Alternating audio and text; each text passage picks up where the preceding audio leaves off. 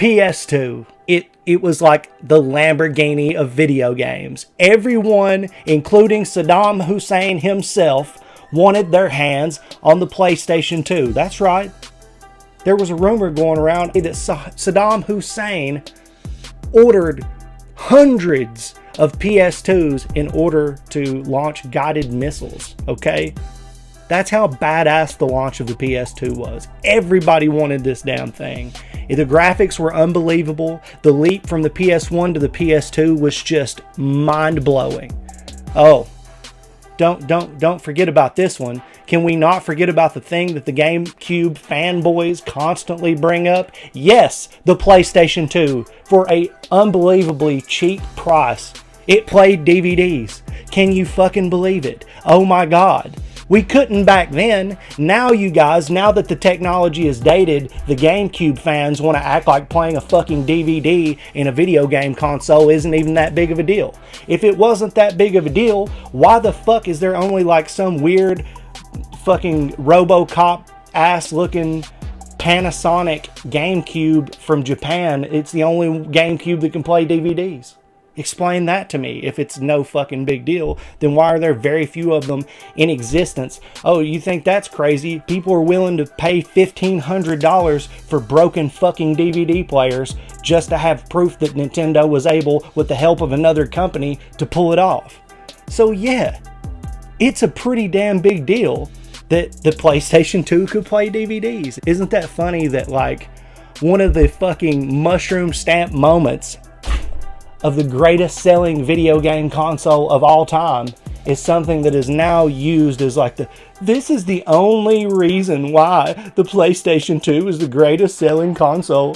Oh, the only reason is because it could play DVDs. Yeah, that was a huge fucking deal.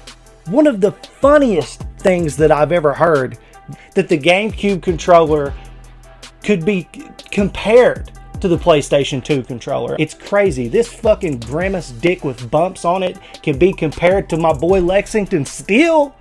Get out of here.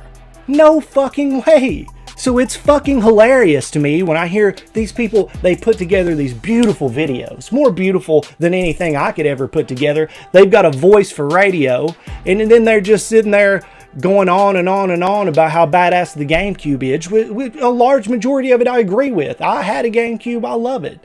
But they go on to say some stupid shit like the GameCube controller is the best controller of all time? Shut up, bitch! And the fucking library for this thing, I could continue on for days. I mean, God of War, Sly Cooper. Did you ever play the Sly Cooper games? Another series of games that just don't get no fucking respect and it doesn't make any sense to me. Shadow of the Colossus, Burnout 3, Ratchet and Clank. Don't forget about Guitar Hero, dude. Do not forget about the fact that everyone on the face of the earth was playing Guitar Hero, and that shit came out on the PlayStation 2 first. 4,000 some odd video games that you could play on the damn thing. And that's because they were so great with third-party developers, holding the door open to everyone, you know, with normal sized discs, not the tiny little itty-bitty ones. And maybe that's where the overhyped insecurity comes from these guys. Maybe it's just a little bit of tiny disc energy.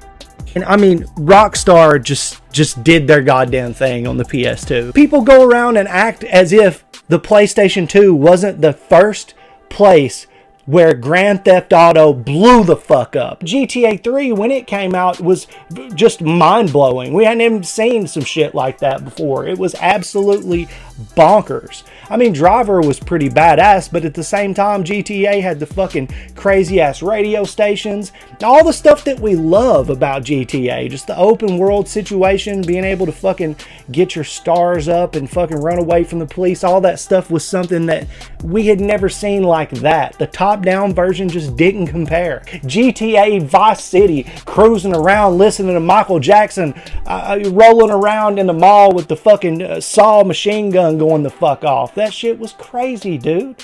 But Grand Theft Auto San Andreas did nothing but expand and better every element of the Grand Theft Auto games that had come out before it. The story was the best, it added RPG elements, and just completely shook the foundation of everything we knew about Grand Theft Auto up until that point. And oh, by the way, the first place you could get it was on the PlayStation 2.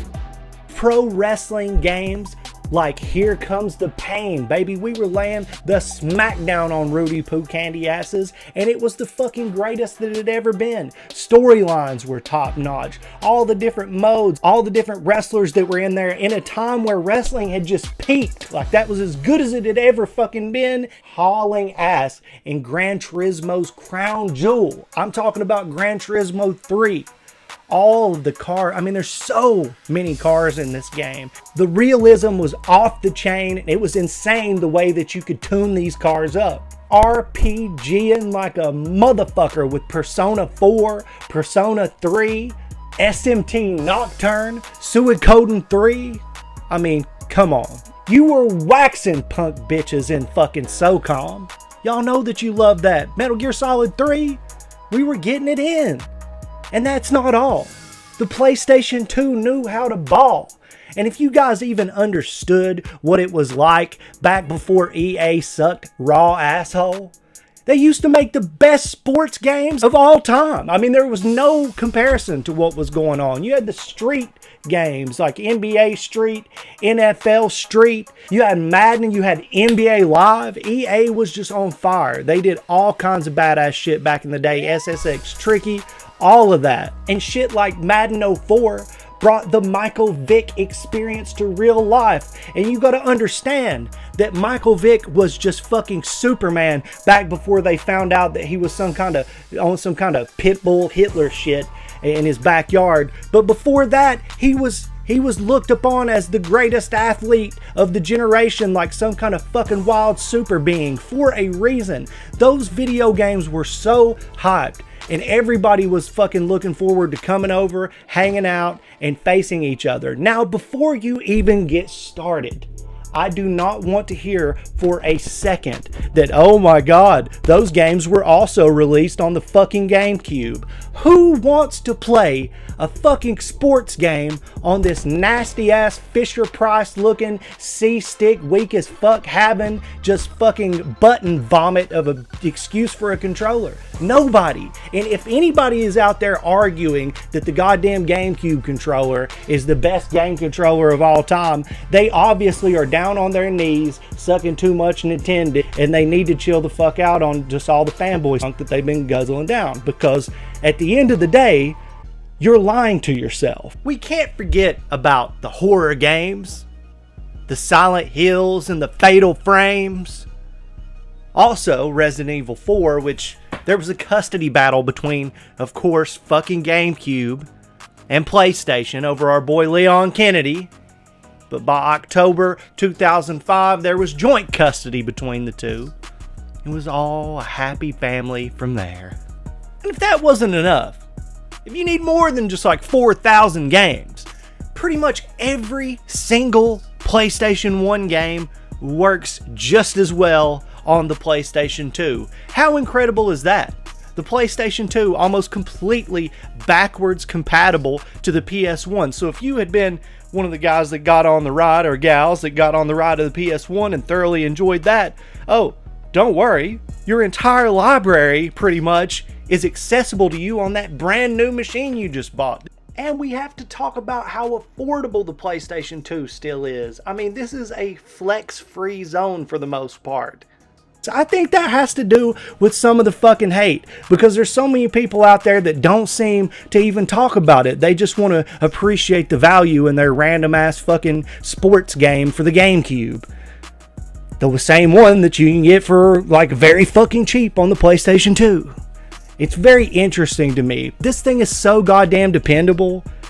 I mean, these things will be running to the end of fucking time, especially if you get the slim models. They're so great. The PlayStation 2, dude, it was there just mopping the floor with the competition. Yes, it had a DVD player, but that is not the defining feature. That is a fucking myth for people to be like, they made the fucking system so small that you cannot even play DVDs on it.